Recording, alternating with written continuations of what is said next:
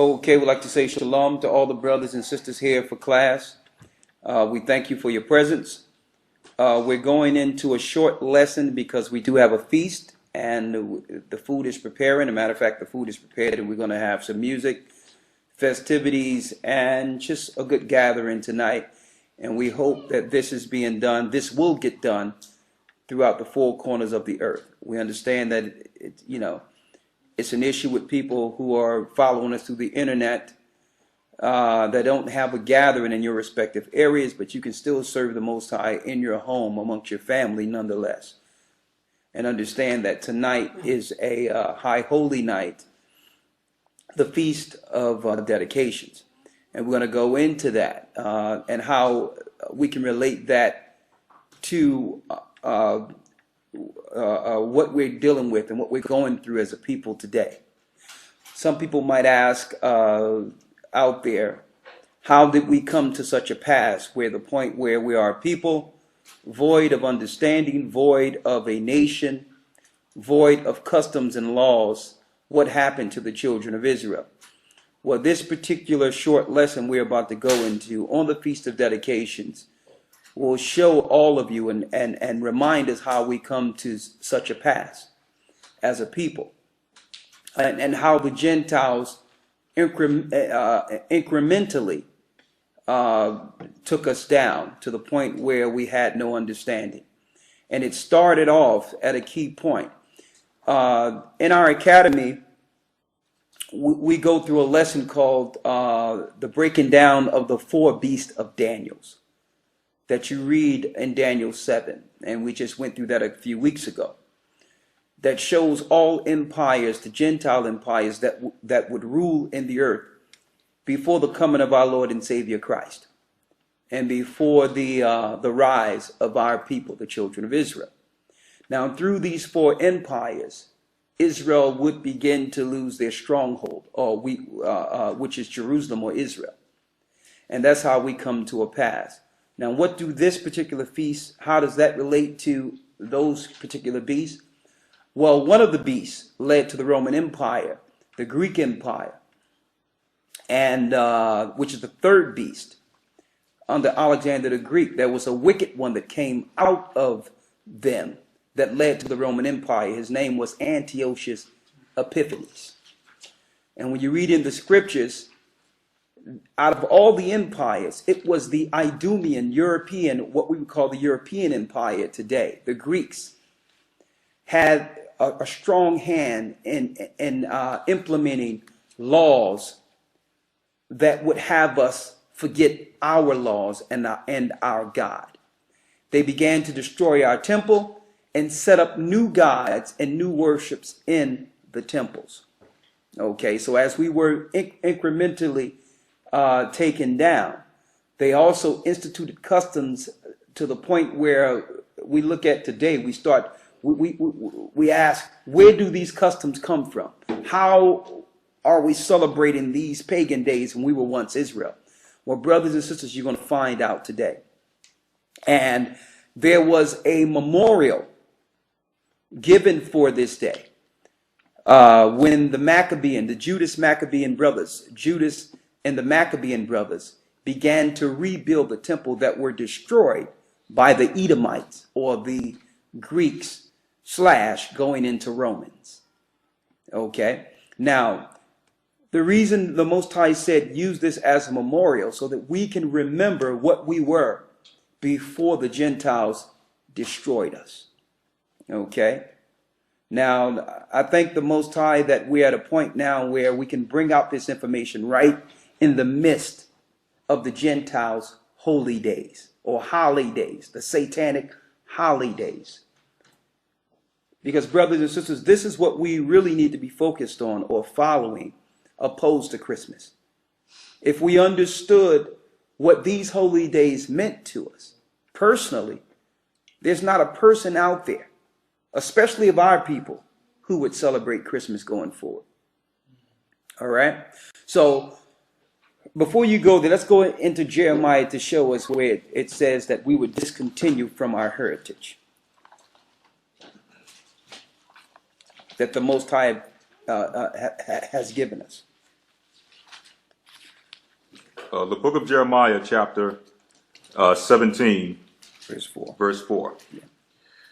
And thou, Even thyself, God is speaking to his people, the children of Israel, even thyself shalt discontinue from thine heritage shall discontinue from thine heritage that I gave thee. that the Most High gave thee.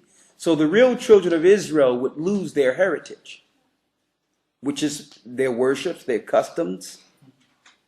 Read. And I will cause thee to serve thine enemies in the land which thou knowest not. So this was a punishment given to our forefathers, that he would cause the children of Israel to do what? And I will cause thee to serve thine enemies. To serve thine enemies. In the land which thou knowest not. In a land which we knew not. Now at that time, there was no such land as America. Our forefathers knew of the land of Japheth. Our forefathers knew of the land of Ham. Our forefathers knew of the land of Shem. But the only land our forefathers had no foreknowledge of was the new land that would be founded called America. In scriptures, it's called Arzareth. So the Most High says for our disobedience, for breaking his law, we would have to go through this punishment, which is captivity. Read. For ye have kindled a fire in my anger, which shall burn forever. See that? Because we began to turn to the Gentiles and worship their gods, which at the apex or at the pinnacle of all of these religions and worships is Satan himself. We began to worship Satan. So the Most High said, well, if you want to serve Satan, a lesser god, then I'm going to take your heritage that you disrespect from you and have your children serve Satan and the Gentile nations who are serving Satan. That's how we as a people have come to such a pass. But thank the Most High for Yeshua, which is Christ, the Savior. Through the Holy Spirit, he would lead us back to understand our true heritage so that we could get back what we lost, which is rulership, power, dominion over the earth and all the nations. Now, what is this day about this evening when the sun go down in some of your areas? It's about a dedication where our people fought to establish the temple that was destroyed by the Gentiles. Let's go into the book of Maccabees, the first chapter. And the Maccabees is 14 books that were a part of the original 1611 Bible that the Western world churches no longer respect. And see, that's why they took the books out. They have no respect for our record. Now, predominantly the minority churches over the earth, they, especially black people, I'm going to say, in America and other places, you need these particular books because these books link you to your fall so that we can understand from whence we fell. So this is key history that fills in the blanks. Keep in mind, brothers and sisters, our history didn't start with slave ships. Okay, slave ships is a curse due to the breaking of a law that's written up in Deuteronomy 28, breaking God's law. So slave ships is a result. It's not a beginning history. Okay. So what happened before the slave ships? Why did the Most High send the slave ships against us? Well, we're going to show you. What was there before the slave ships? Let's go there. Let's go into the book of Maccabees, the first chapter, and read like the 9th and 10th verse, right? First Maccabees, chapter 1, verse 9. Yes. And after his death, they all put on crowns upon themselves. So did their sons after them many years. And evils were multiplied in the earth. Now, this is speaking of right after Alexander the Greek, which is about 333 BC. Alexander died earlier, around the age of 33, and his kingdom was split under his 4 generals. And from that time going forward, after the Greeks were ruling, evils begin to multiply in the earth. Why? Because they began to teach their evil customs and make it law.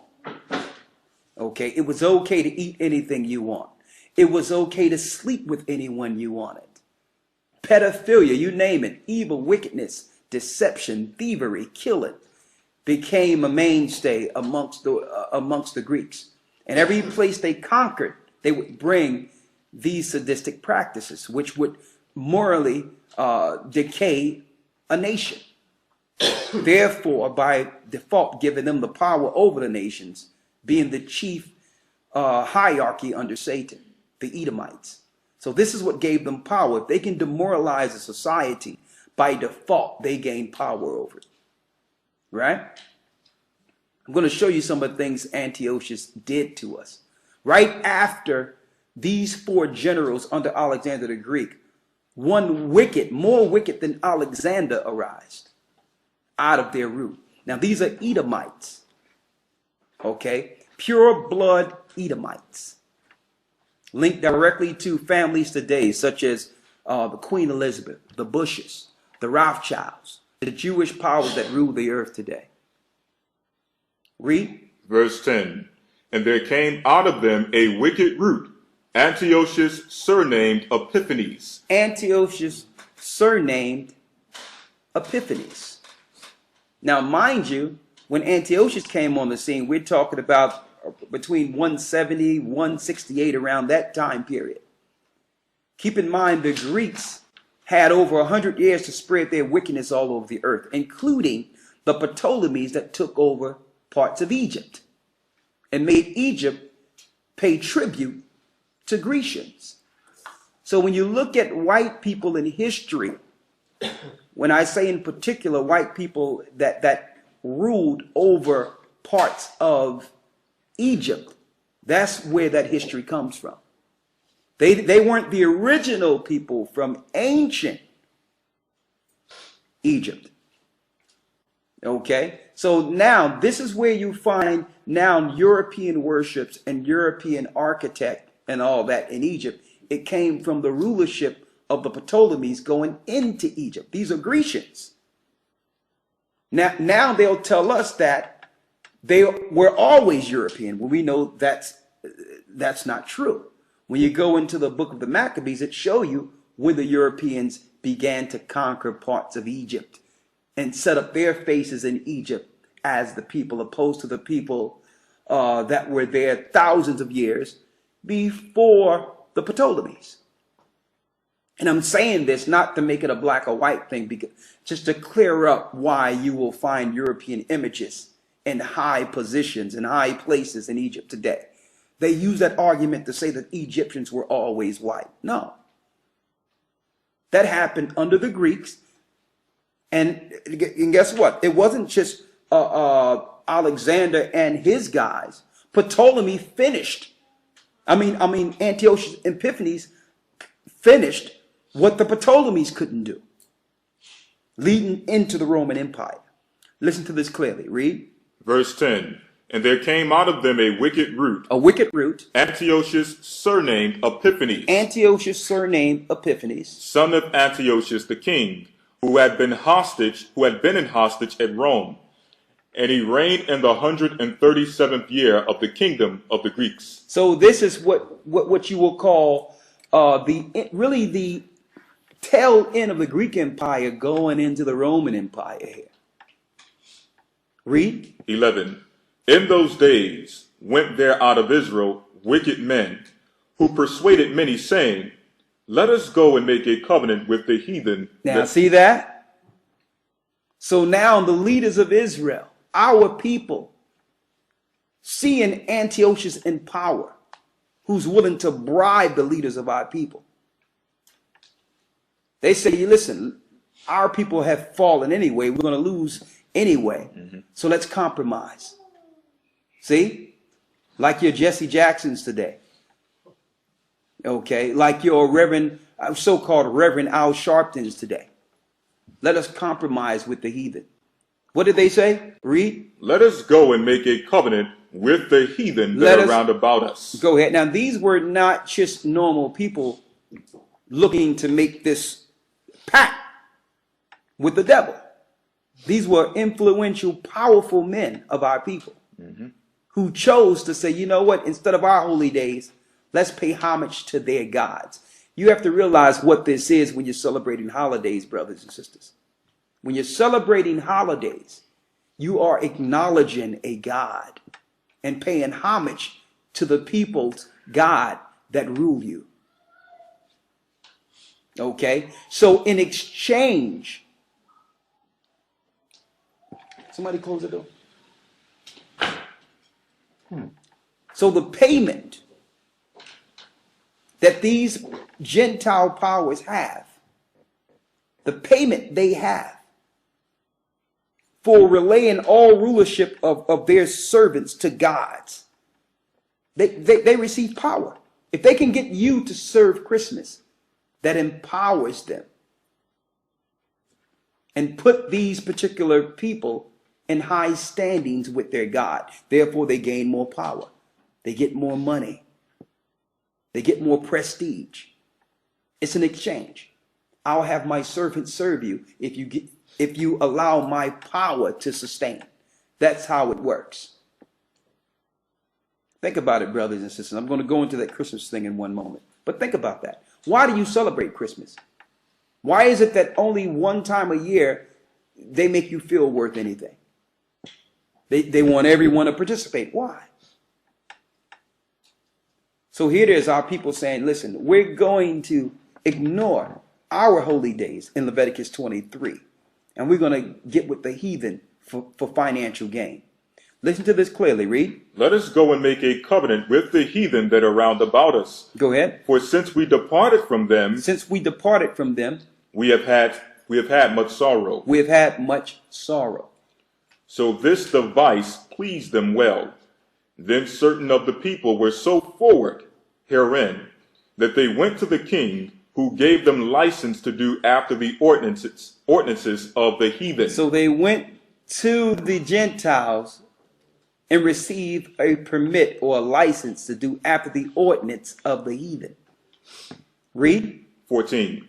Whereupon they built a place of exercise at Jerusalem, according to the customs of the heathen. Now this is speaking of the Olympics. The Olympics is an ancient game of the gods. See? So they wanted us, we ran faster, we were stronger, and there was no steroids back then. So the Grecians they needed us in their games to the gods. See? Read. 15. And made themselves uncircumcised. And we made ourselves uncircumcised. And forsook the holy covenant, and joined themselves to the heathen. Exactly. So instead of our children getting circumcised on the 8th day, we began to operate like the heathen and say, well, let's not circumcise our children. And you know, it's our men, not our children, but our man child. There's no such thing as a female circumcision. Okay. Now, mind you, even if you look at today, they make people believe that circumcision, oh, that's barbaric. Oh, how can you give that child that pain? They put that out there because they know that that's a law given to Abraham's seed. That's a recognition there. That's a nation recognizer. See? Read. And were sold to do mischief. And was sold to do evil. Read. 16. Now when the kingdom was established before Antiochus, he thought to reign over Egypt, that he might have dominion of 2 realms. Go ahead. Wherefore he entered into Egypt with a great multitude, with chariots. See that? And elephants and horsemen and a great navy. And he made war against Ptolemy, king of Egypt. But Ptolemy was afraid of him. Now, mind you, brothers, this Ptolemy is not a black king over Egypt. This is a Grecian.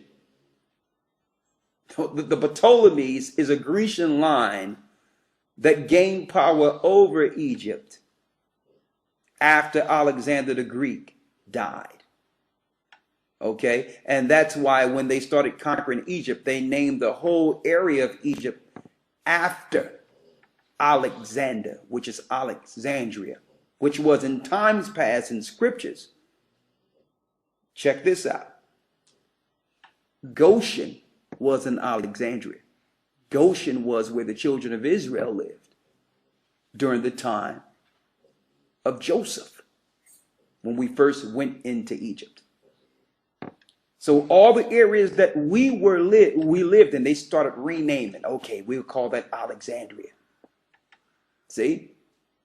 So they're looking to cover all of our existence, even our existence from the beginning in Egypt.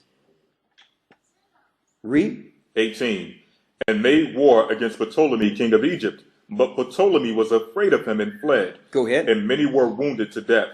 Thus they got the strong cities in the land of Egypt, and he took the spoils thereof. So he took Egypt. He took Egypt over. Now there's more European intrusion in Egypt now. Now what we're talking about is modern Egypt. If you go into Egypt today, you will see it ran over by Grecians, Ishmaelites. But when you go into certain poor areas, you'll see the Nubians, you'll see the blacks in certain areas. And they'll tell you what, yeah, we were the original people, but they took us over. The same way you will go into America and see Indians on reservations. See? Read. 20. And after that Antiochus had smitten Egypt, he returned again in the 143rd year, and went up against Israel in Jerusalem with a great multitude. Now he took a great multitude once he gained more power with his army, aligned with the army that Ptolemy had in Egypt, and say, you know what? Let's go into Israel now. Let's go take Israel. Okay? Now this is a very short class. I'm just trying to give you the history on how we came to such a pass and what this holy day, the Feast of Dedication, means. And why the Most High said, keep this as a holy memorial, even though it's not written in Leviticus 23 as one of the original holy days. You understand? But keep in mind, this memorial happened after that time. So this holy day wouldn't be in Leviticus 23. All right? So now, let's go into the book of the Josephus. We in Jewish Antiquities, book 12, chapter 6. Now, this is going to go into detail, to tell you exactly what Antiochus did in quite detail here when they went into the land. Now, mind you, we're going to read a few things, but one key thing they did was they started sacrificing swine or pig's flesh on the Most High's altar when they went into the land in Maccabees, knowing that there's no unclean animal can be sacrificed to the God of Israel. Swine is the most abominable, dirty, the most stinking and dirty animal on earth, and it was made that way for a reason. Okay, it's the garbage disposal of the earth. It's what keeps the earth clean. It dies of its own filth. So you have to realize the mindset behind. But first they had to begin to compromise the hierarchy of the Jews. Now check out how this happened systematically. Right?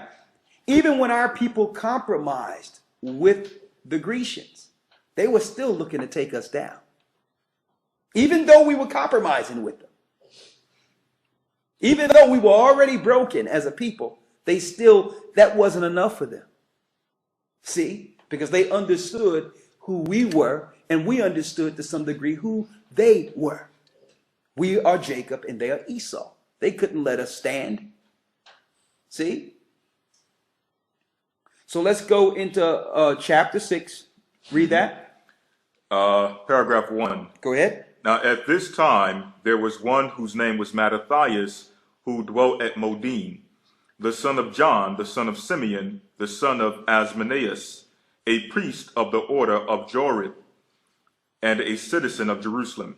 He had 5 sons, John, who was called Gaddis, and Simon, who was called Matthias, and Judas, who was called Maccabees, and Eleazar, who was called Aaron. Go ahead. and Jonathan, who was called Aphus. Now this Mattathias lamented to the children the sad state of their affairs, and the ravage made in the city, and the plundering of the temple, and the calamities the multitude were under.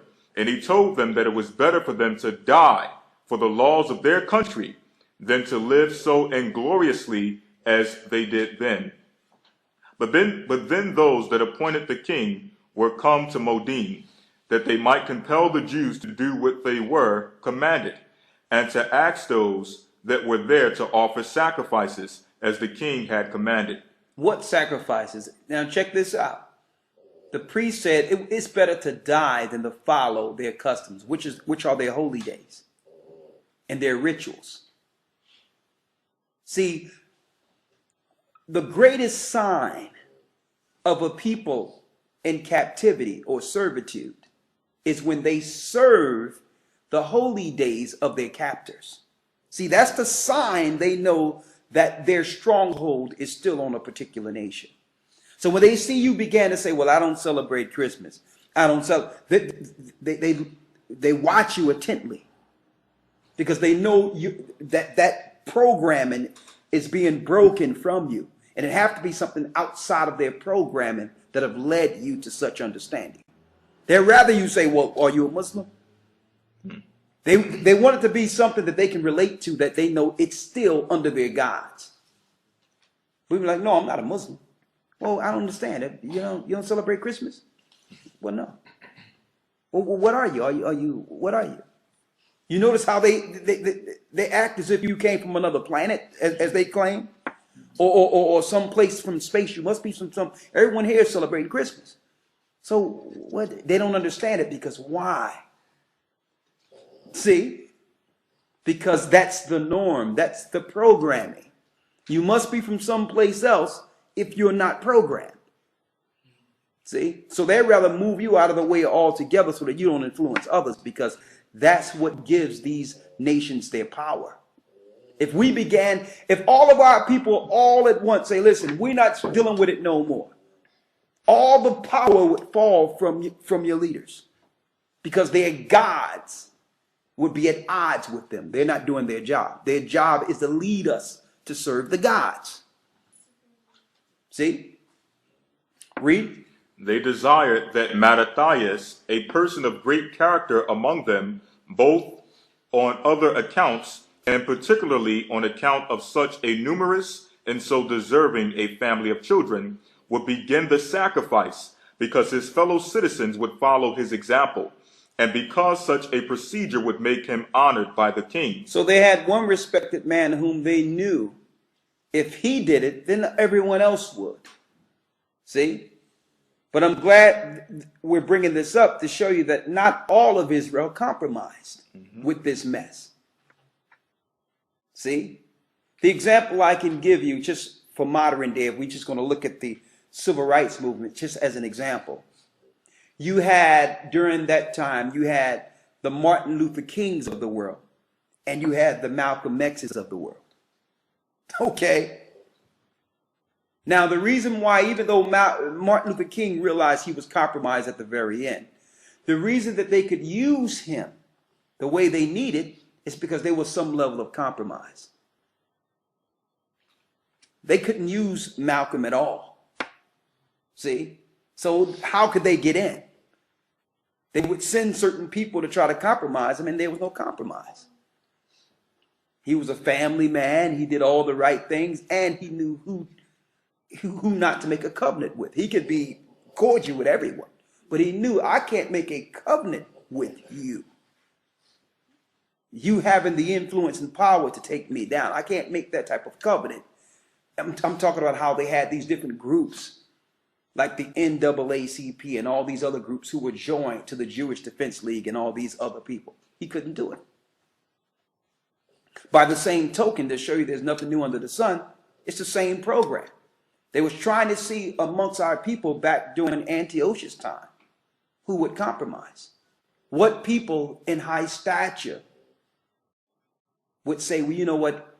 The Most High is still going to be with us. He's not going to, we can still do this or do that. They wanted to see who could compromise, knowing that If they can divide any of us, then they can destroy us all.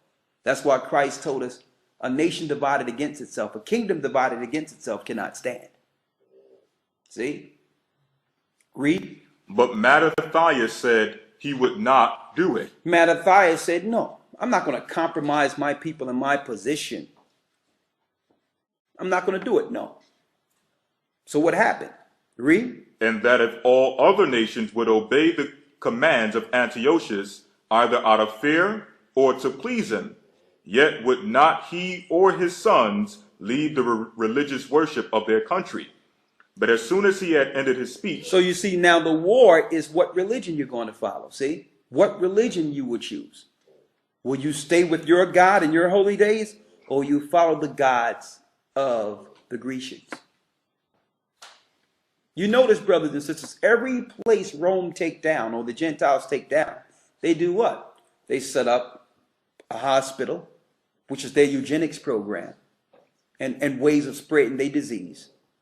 And what? A church. Not to serve the people, to pay homage, to give honor to the God who allowed them to take over that nation. That's what churches are.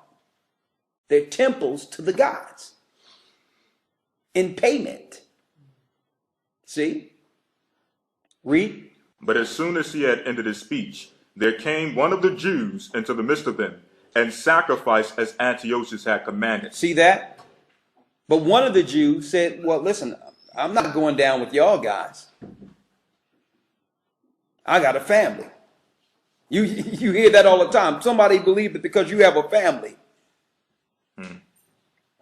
you can break the ranks of your own people.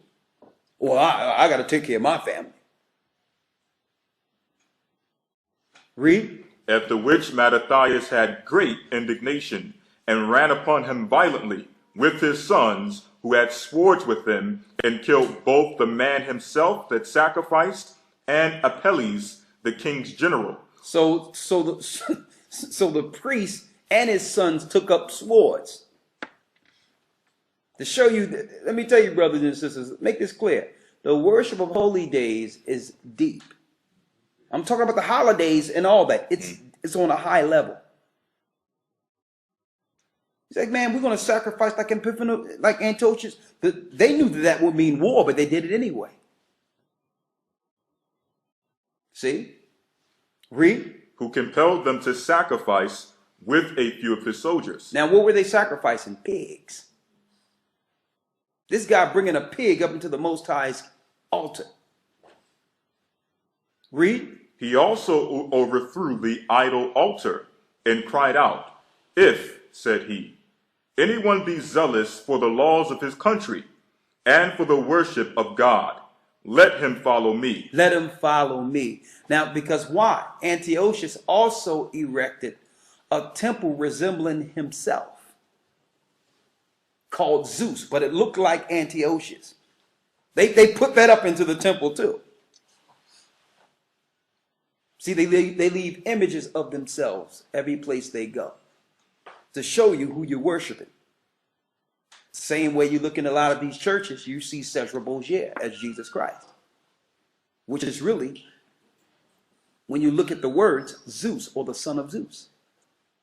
These things are patterned after the fall of Jerusalem, how we fell as a people. Antiochus, the wicked root. Read.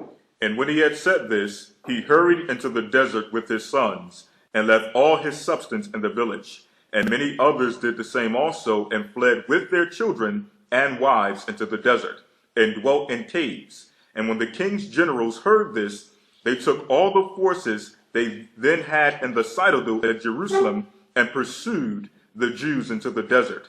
And when they had overtaken them, they in the first place tried to persuade them to repent, and to choose what was most for their advantage, and not to put them to the necessity of using them according to the law of war.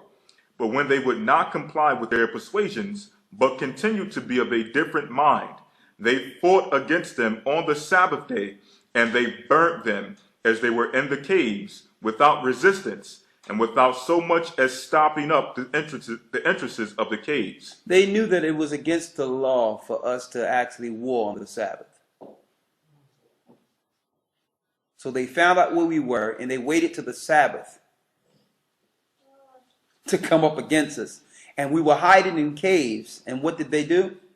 They cremated and burned us in the caves. Why? Because we didn't compromise. Because mind you, they didn't look to war with them on a physical level first. The psychological war is more effective. See, if you can war with someone psychologically and make them compromise, then not only do you have them, you have their children and the generations after them. So they would rather have it that way. So they didn't immediately go to kill these brothers and sisters who, after they went against the command, they fled into the desert. Immediately they say, listen, why don't y'all just come back and do it? We're not going to kill you. Why? Because the priest didn't kill none of Antiochus' people. He put in a wedge that allowed us to kill each other. So, yeah, you killed a few of your people, but look, if you come back and compromise with us, we'll spare you and your family. See? Read. And they avoided to defend themselves on that day, because they were not willing to break in upon the honor they owed to the Sabbath, even in such distresses, for our law requires that we rest upon that day. Go ahead. There were about 1,000 with their wives and children. There was 1,000 with their wives and children who were smothered and died in these caves. But many of those that escaped joined themselves to Mattathias and appointed him to be their ruler, who taught them to fight even on the Sabbath day, and told them that unless they would do so, they would become their own enemies. Now look at that. Mattathias said, well, listen, brother, we're going to have to show you that there was grace before Christ in the New Testament. Mattathias had enough sense to understand that you can defend yourself on the Sabbath. Okay. What good is it if you cannot stand to build your temple back? If you're dead, you're dead. So that was even grace being exercised in the old covenant, under the old covenant. He says, listen, you can join with me, but you all got to be willing to fight on a Sabbath. Why? Think about it. If the Romans and the Grecians know that you don't fight on the Sabbath, they can go and kill you off and not lose one man. Mm-hmm. Okay, so this was war. Now, some people might say, well, this is not a big deal. Why didn't they just celebrate the holy days of Antiochus and his people? Because they understood the connection between their God and the Bible and the Torah and Tanakh holy days. The Torah holy days. They understood that by serving or compromising to the Gentiles, you're now serving another God. See? Now, mind you, brothers and sisters, if they would have compromised, they would have been celebrating Saturnalia and all the other Greeks and Romans holidays, which we call Christmas today. So over 1,000 people, man, woman, and child, were cremated, were killed in a cave, burned alive because they didn't celebrate Christmas. Now think about that. Read.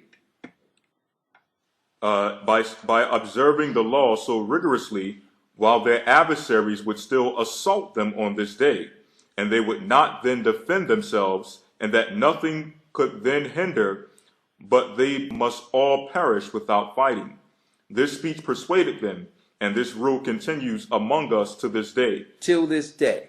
Now, when you get an opportunity, go into the Maccabees, read that whole book 12, the 6th and 7th chapter, because it goes into minute detail on how our priests defended the temple and rebuilt the temple. And that's what this holy day tonight is about. We're going to go straight to the book of Maccabees. First Maccabees 4, and I'll jump straight to it in verse 36. So what happened was Judas Maccabees, the Maccabean brothers, the priest, said, listen, we're going to fight off the Gentiles to build our temple back to the Most High. And that's what happened. Read. 36. Then said Judas and his brethren, Behold, our enemies are discomfited. Let us go up to cleanse and dedicate the sanctuary. Upon this, all the hosts assembled themselves together and went up into Mount Zion. And when they saw the sanctuary desolate and the altar profaned, and the gates burnt up, and shrubs growing in the court as in a forest, or in one of the mountains, yea, and the priest's chambers poured down, they rent their clothes, and made great lamentation, and cast ashes upon their heads, and fell down flat to the ground upon their faces, and blew an alarm with the trumpets, and cried towards heaven. Then Judas appointed certain men to fight against those that were in the fortress until he had cleansed the sanctuary. So he chose priests of blameless conversation. First of all, he set out some men to take down the Gentiles who were set up stationed in our temple. He cleansed it first with the people that were actually in the temple operating under the laws of the Gentiles. And then he said, well, let's appoint priests over this temple again.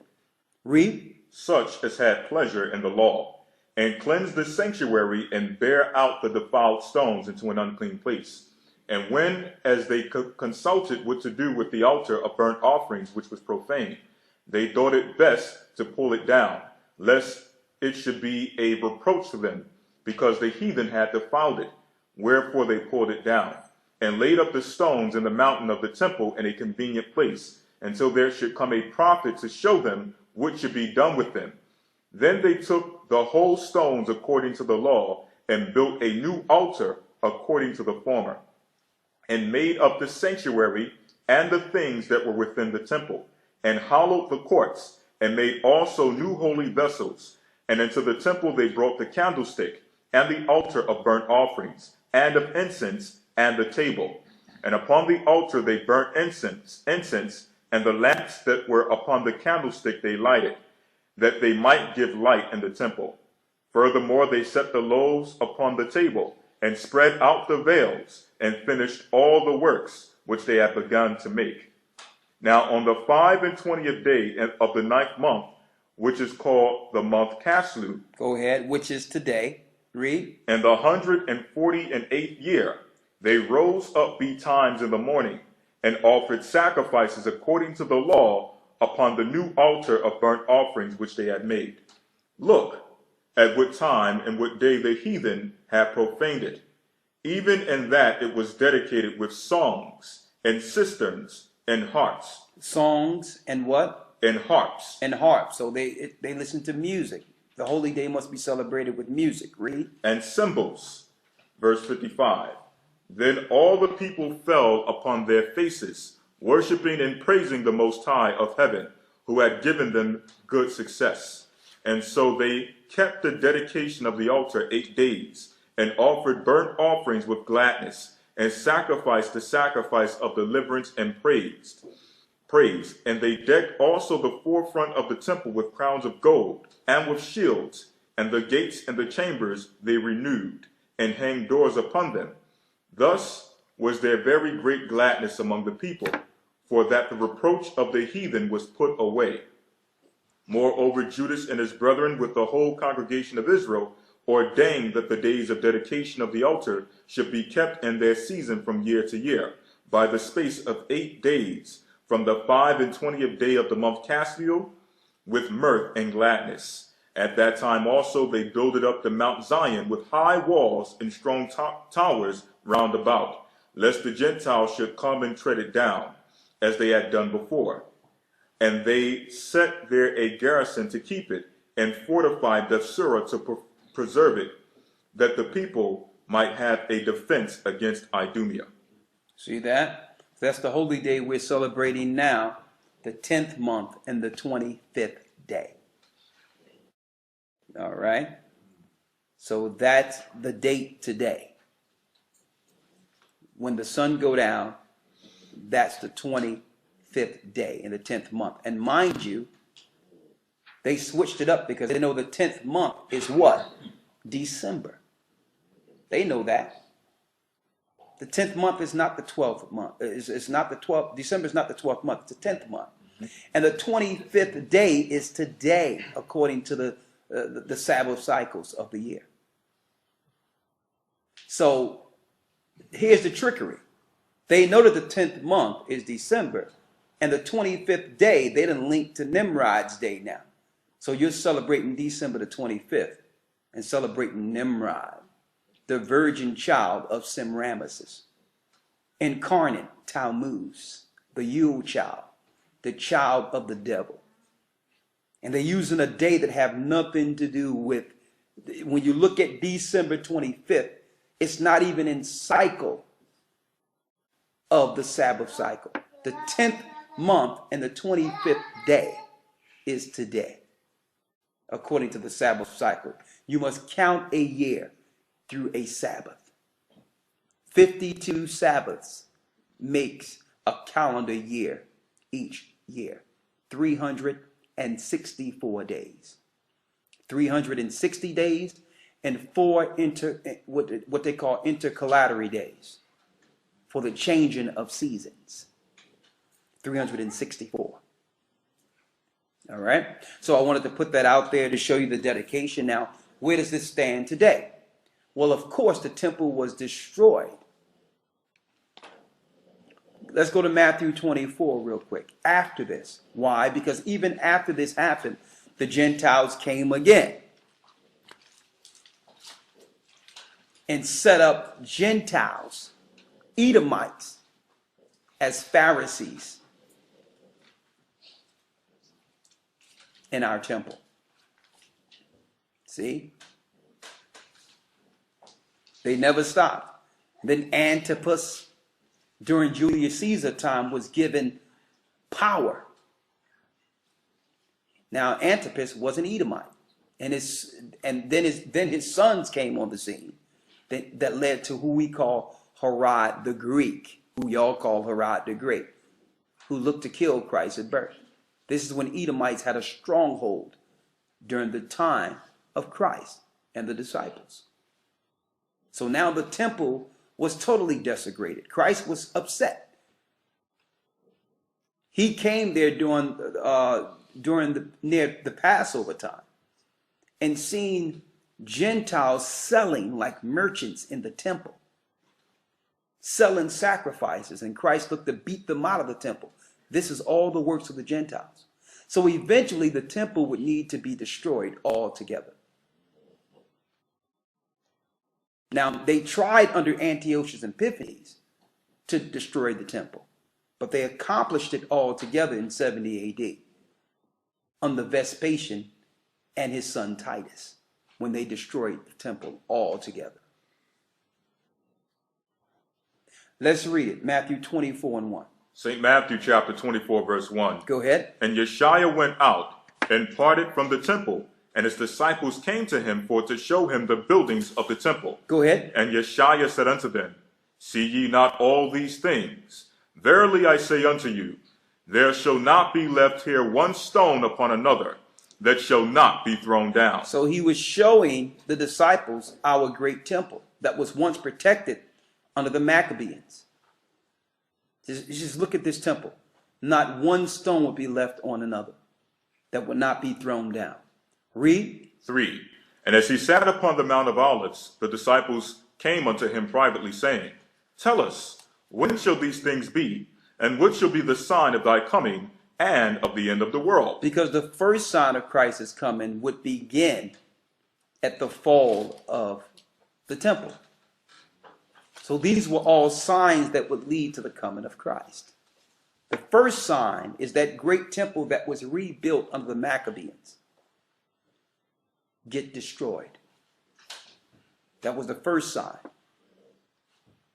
So we must use that as a memorial to understand what is the connection between the temple and our Savior Christ. See? Because why? We cannot make it back through the ancient Old Testament temple anymore. The temple has changed. Let's go here. Let's go to Matthew 27 and 51. St. Matthew chapter 27, verse 51. Start at 50. This is during the crucifixion of Christ. Yeshua, when he had cried again with a loud voice, yielded up the ghost. Yielded up the ghost. He passed. Read. And behold, the veil of the temple was rent in twain from the top to the bottom. So the veil of the temple was rent from the bottom to the top. Now the veil was the connection between the priest and the Most High. So when Christ was crucified, that veil was ripped. So no longer is this temple a connection between the heavenly anymore. It's just a building now. So when Christ was crucified, that building just became another building.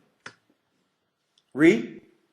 And the earth did quake, and the rocks rent, and the graves were opened, and many bodies of the saints which slept arose, and came out of the graves after his resurrection, and went into the holy city and appeared unto many.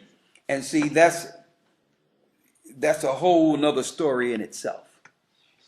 But there was a witness of the saints who died, that the Most High had rise from the grave and go knock on the doors of people they knew and say, or people, certain people that was living in the areas, and say, listen, Christ have now come. So when Christ went into the earth, he sent back saints. And they rose out of their grave and walked and knocked on the doors of people, which is also a witness in Roman canon. Now, right after that, they fell asleep again. But that was also a testimony that Christ went into Hades, or into what they call the parts of hell, having full power of that realm. We actually went into that last Sunday, actually, in the academy. All right. So now, no longer will we have what you would call a physical temple to worship from anymore. And I know there's a lot of information out there that everyone is focusing on, saying that a third temple have to be built according to some prophecy. But that's not in the Bible. There is no Jewish third temple according to the scriptures that must be built. That's all a diversion. That's a diversion into a Jesuit doctrine that have deceived the Christians. There is no third temple that must be built in Jerusalem for an antichrist. It's a lie. It's a bold-faced lie. Because once Christ was crucified, he went into the heavenly to sacrifice his blood on the heavenly altar. The temple that was from the beginning. Don't forget, the temple in the earth was only in a similitude of the heavenly tabernacle. See? We're the temple now. Let's get that, 1 Corinthians 3 and 16. So when we're dedicating the temple, our dedication to the temple is understanding through Christ how to operate with our temple. We are the temple now, not a building. Let's get that in Acts first. Mm-hmm. So in the memorial and the dedication of the temple, we must understand what our sacrifice is towards the Most High. What we will do with our temple, our vessels. There's no physical temple to build back to the Most High in this earth.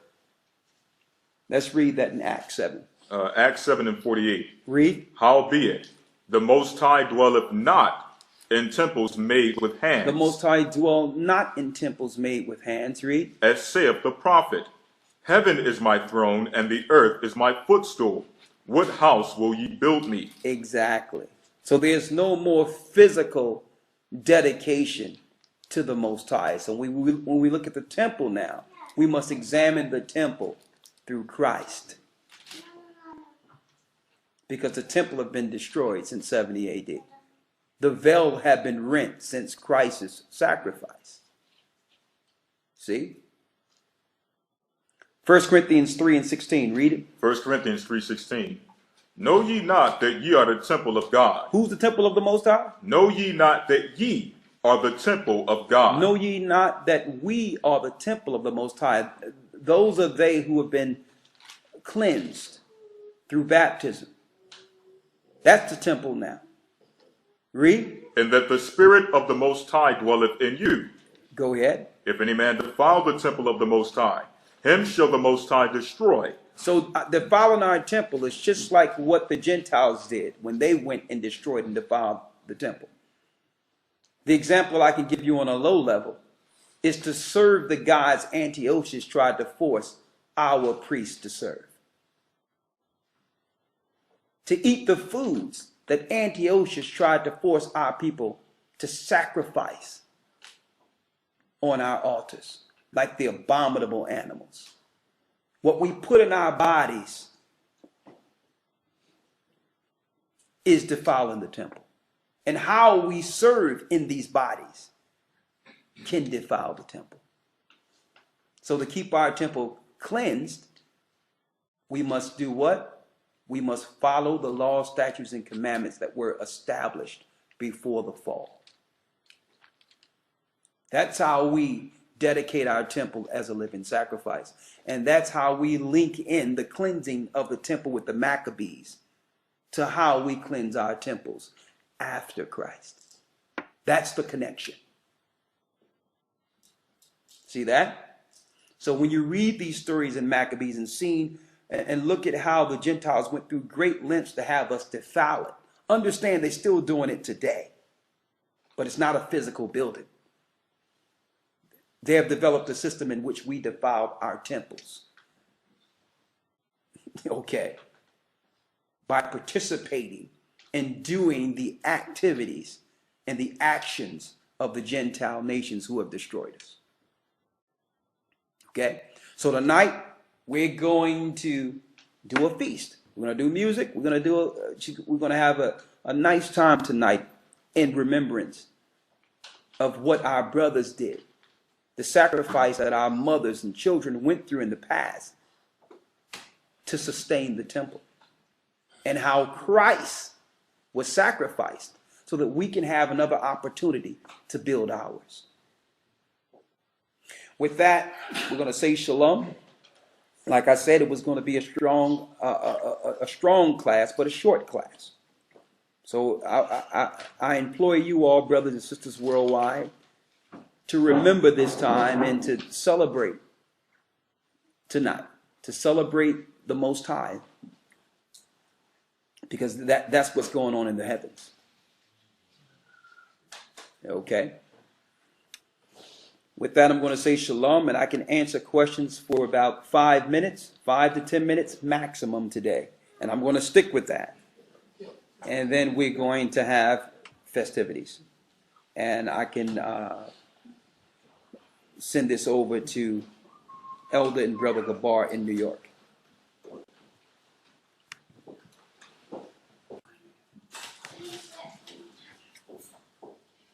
Okay. Also, I wanted to put this out there to forewarn people who are looking to go into different areas and all that. There's a person that I don't know if anyone have ran into that's outside the country, a young lady who's making everyone believe that she's with the Gathering of Christ Church and are deceiving people into going where she is. Number one, she's not with the Gathering of Christ Church. And I don't really know this person like that. You understand? I've met this person one time really in the United States during a lesson called The Path to the Mark. And that's all. You understand? But she's saying things about us that are not true, claiming that we're in some type of government and all this other mess. And then on top of that, she's saying that she's with the church too, which is weird. But I'm saying this because she linked in with people who didn't know any better. And they flew to where she is. And all types of the information I'm getting back is what's to be expected. They're traveling there in another country with this young lady, and things are going very, very bad. Okay, so only thing I can say is, if you all travel and go to these other places with these people we don't know, do this at your own risk. All right. They, of course, through through social media and other things, they're going to make it seem like they know us. And because you believe what they're saying, because you don't know us personally, you'll go follow them someplace. Okay. So there's some serious madness going there. And I hate to bring that up today, but it's something that happened this week to have me tell you, to say, listen, be forewarned. These people that you're traveling with, they're not part of the church. But they'll come off at first as if they're down with us because they know you're following our teachings. Beware. If you're contacted by someone, or if someone is contacting you and claiming that they know us and all that, make sure you send us an email so that we can let you know whether or not we know these people. So if they're on these platforms connecting with each other and telling you they know us, they don't know us. I'm going to tell you that there's no one that's amongst us that's doing that. So be forewarned. All right?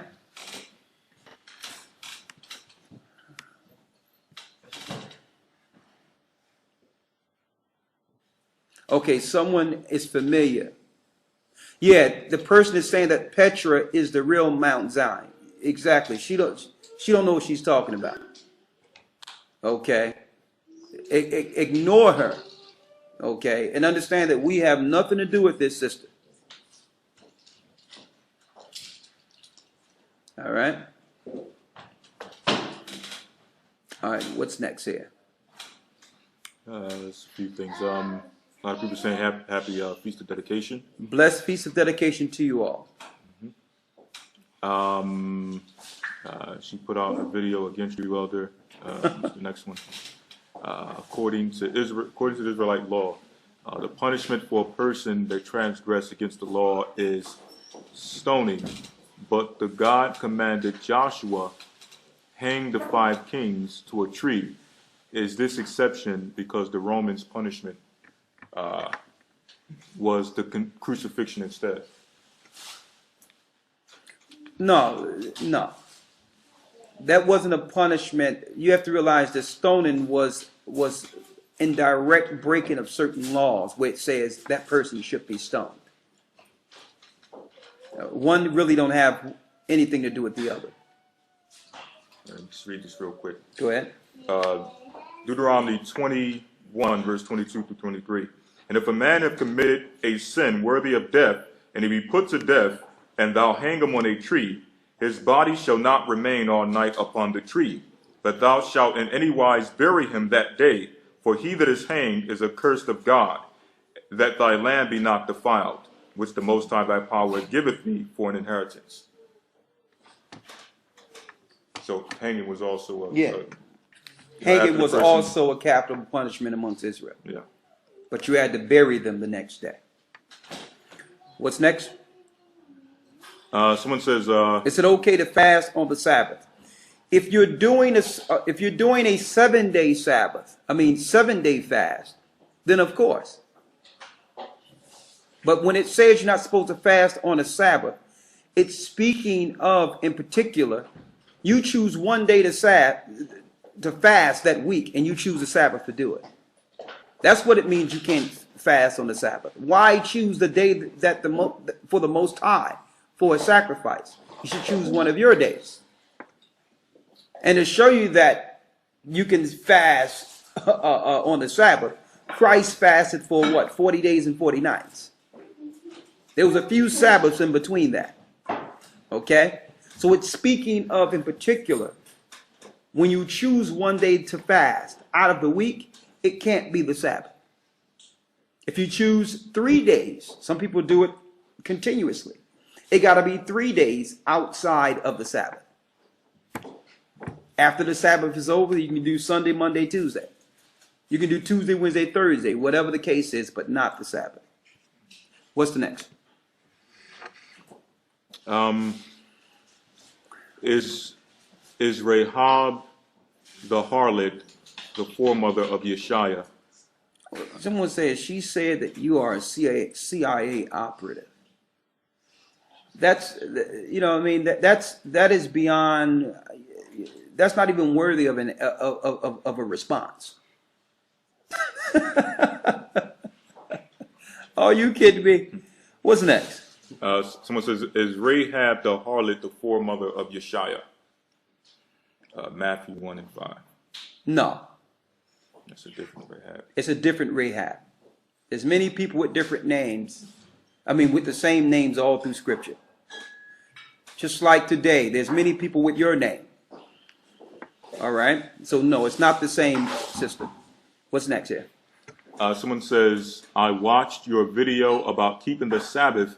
My food was already prepared and cooked, but can I heat it up in a microwave or just to have warm food? Well, personally, I don't use a microwave. You know what I mean? Because I don't understand what's going on with that. You know, that's not a natural way, but I mean, warm up your food. It's nothing, I mean, use some grace. Warm up your food. Enjoy your food. What's next?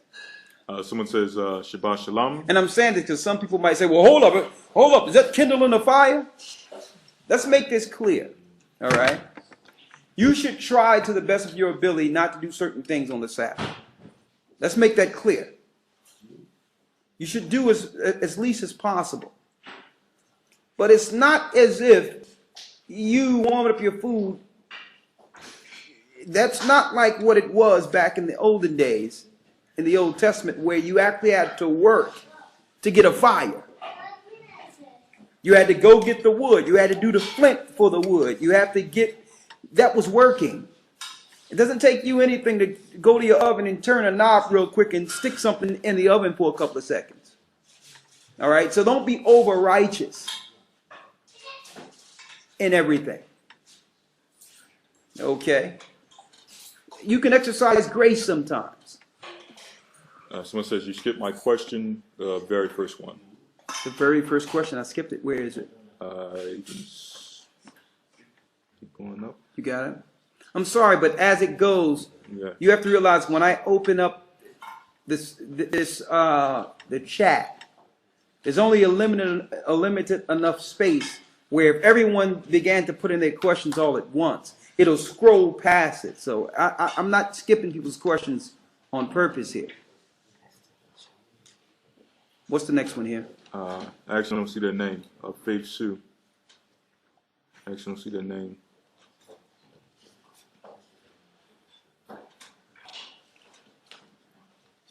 Keep going down. Did you get the picture I sent Deacon Hazak of the Esau worship in the Mason Lodge?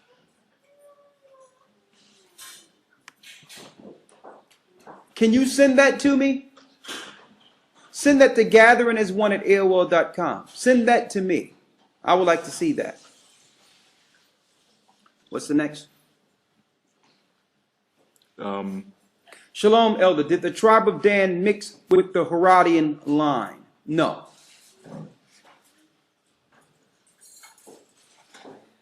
What's next?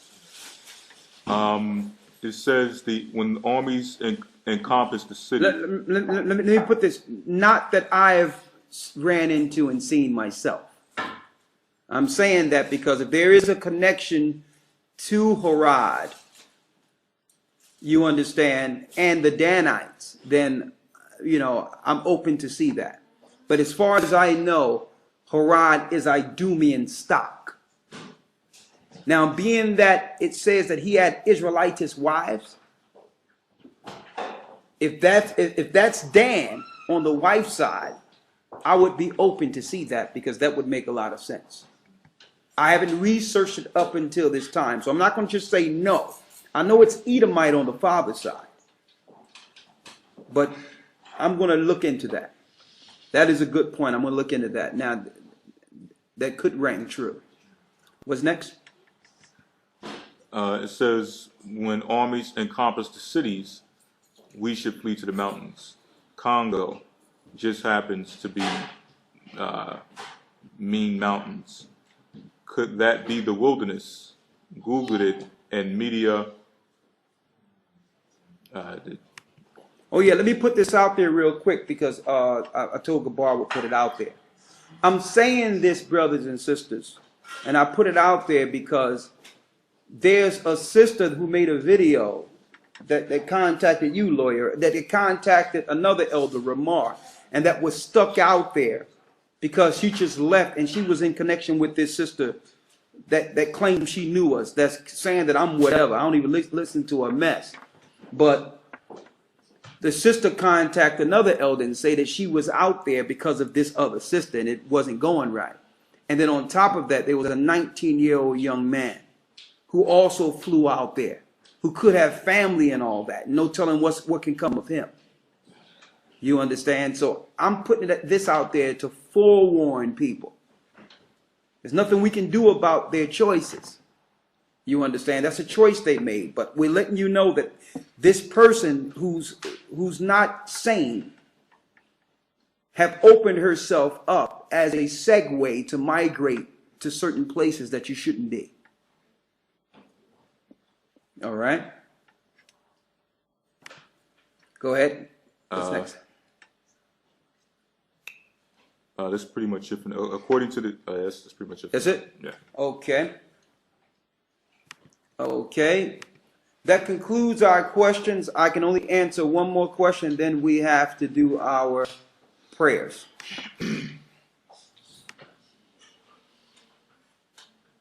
Faith Sue, I didn't see your question. We looked up, there was no question that was placed in the chat from Faith Sue.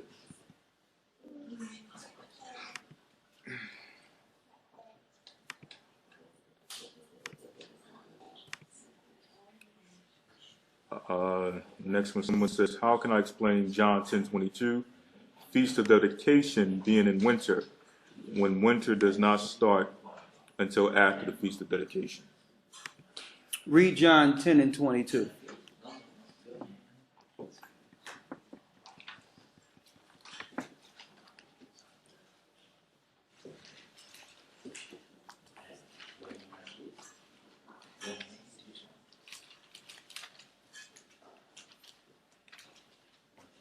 John 10:22. Read. And it was at Jerusalem the Feast of Dedication, and it was winter. So someone is asking,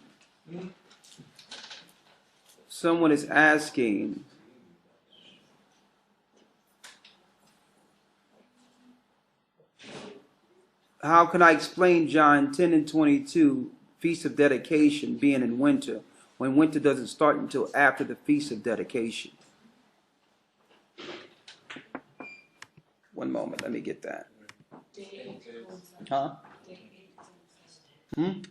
8 of the feast. The 8th. Yeah. Yeah. The 8th day of the feast coincides with winter. Say that again? The 8th day of the feast Yeah. coincides with winter. Exactly. It comes in the same time. Exactly. Thank you. The 8th day of the feast coincides with the winter. So winter comes in during the week of the Feast of Dedication. What's the next? Verse 42, Acts 7. Why did the Most High say that animal sacrifice when the children of Israel was in the wilderness wasn't for him? Acts 7 and 42. Let's go there. Acts 7 and 42. Then God turned and gave them up to worship the host of heaven, as it is written in the book of the prophets, have ye offered to me slain beasts and sacrifices by the space of 40 years in the wilderness? That's because he gave them over because they were sacrificing to other gods. That's not speaking of his sacrifices. All right. You had some people, that's why the Most High swallowed them up and destroyed them in the wilderness, that were doing sacrifices to other gods. Right? Any other questions? That's it. All right. With that, we're going to say shalom. Enjoy the rest of your feast. all over the earth. We're going to say Shalom, Kwam Yasha Allah Rise Israel, and thank you. And you brothers and sisters, stay tuned for Elder and Brother Gabar. And thank you, Del, for all your help. Couldn't do it without you. So we're going to